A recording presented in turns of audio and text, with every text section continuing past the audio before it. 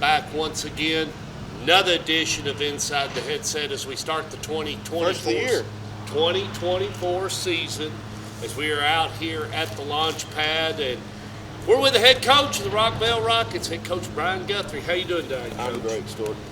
Well, not as much mowing going on out here, but less mowing, but we also have a payment book that came with that and a beautiful scoreboard.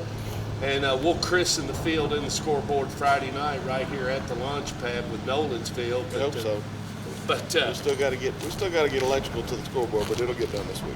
Well, you know, good things happen to good people. We like doing things last minute. Well, you got to have some connections in town. I'm sure you all do. Yep. How's it been going? You all started off. Started stretching out, started getting ready for the 2024 season. Of course, you started last year weightlifting, doing all your off-season stuff, but really starting to get, in sync here, about 3 or 4 weeks ago, trying to, they gave you the green light to go, and since then, you've had a couple of scrimmages and everything. Talk to us a little bit. Let's start off with defense. What you got returning, and what do you... Melvin Boone is our D lineman, is only returning D lineman. He's pretty good, I think. He's pretty active and he's pretty strong. He started for us as a sophomore every game last year. So, and then Evangelist Brooks at linebacker, who's started for us the last 2 years. Outside linebacker is going to be at Sam will be Gabe Breeden, who played inside last year, but we moved him outside because he's got pretty good speed. He moves pretty good. And then the boundary outside linebacker is going to be Josh Decker, who's played a lot for us last year, and then, but he's also one of our big leaders. And then secondary-wise, we got Cavante Porter and Jalen Morgan will be our 2 safeties, and then corners is kind of rotation right now. Jay Monk, Ty Brown, Riley Talley.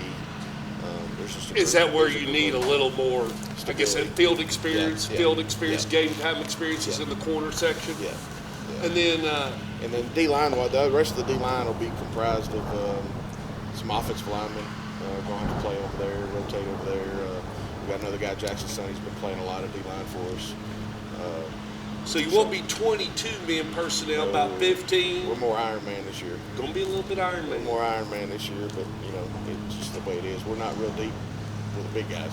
Well, do you think, and hopefully, do you think by mid-season maybe we've got a little experience and can pull some of those guys up from JV? Is that what you're banking on? And maybe some young... That's what you hope. That's what you hope. You get those guys... and those guys are gonna get some reps in game nights too.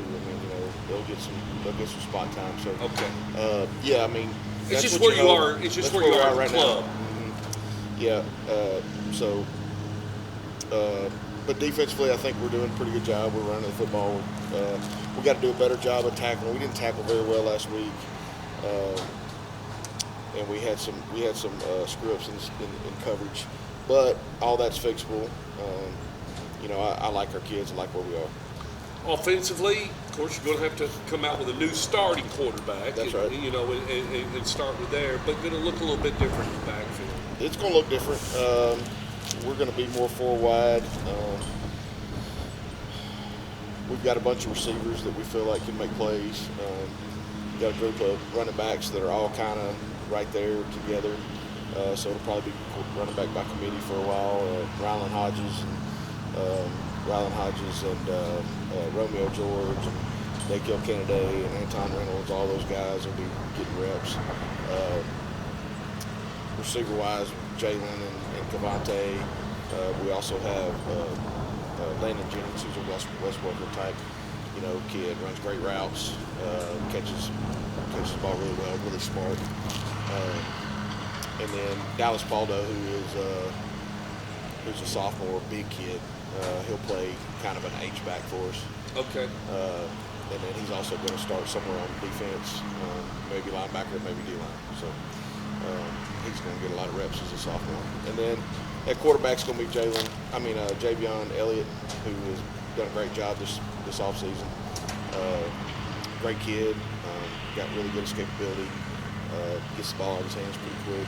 Once he makes his What's mind his up. sweet spot? 15, 20, 30? Where does he like to? He can make them all. Okay. I mean, he's ability to make them all. So, we just gotta. We're down to.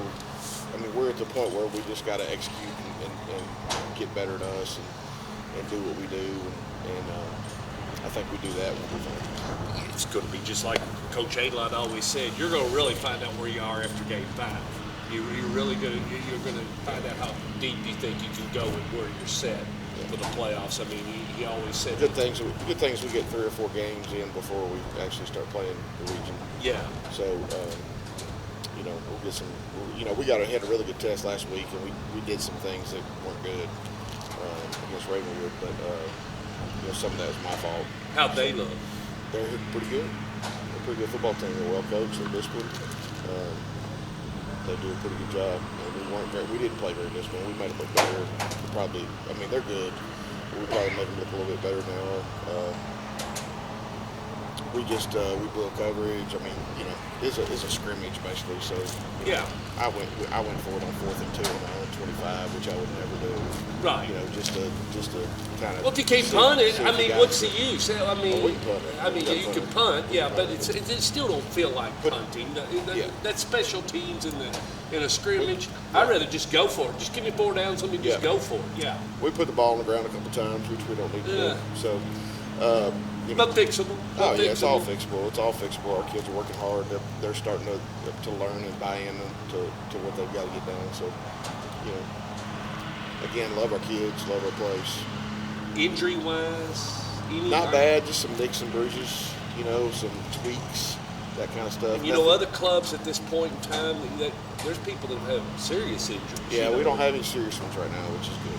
Yeah. Knock on wood, because we can't afford any. Well, Stork Vision and our whole team will be out here Friday night for the Nolensville game. Kickoff slated at 7 o'clock.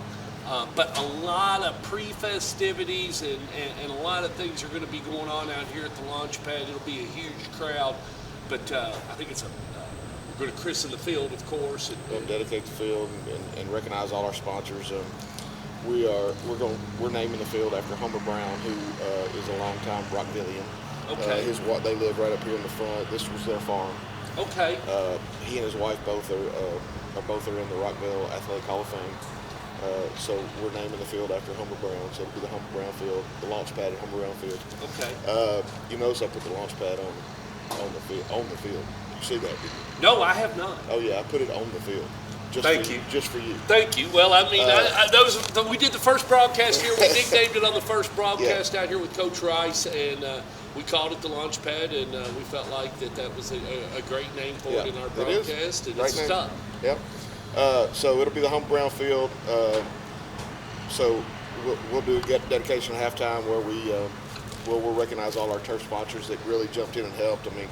And you all really, and let's talk about that to take that time, because this video may be shared with some of them and everything, but a big effort and a big number was raised, and that's not easy.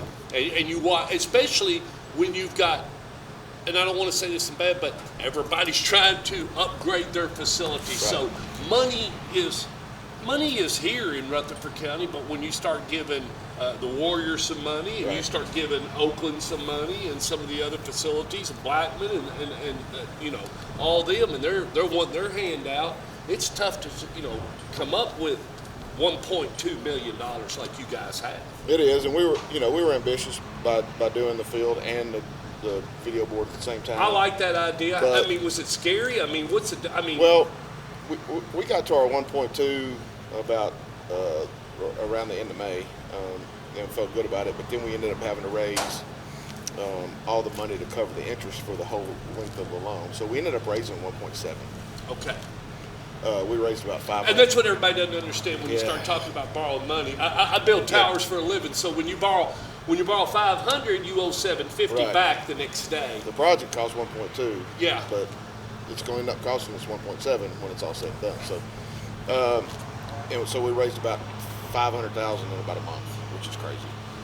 But like I said, we had a bunch of people jump in, a bunch of people from the community. We had a bunch of businesses. Well, there is a lot of money out here in the Rockville area. Yeah, I mean, I guess I don't know.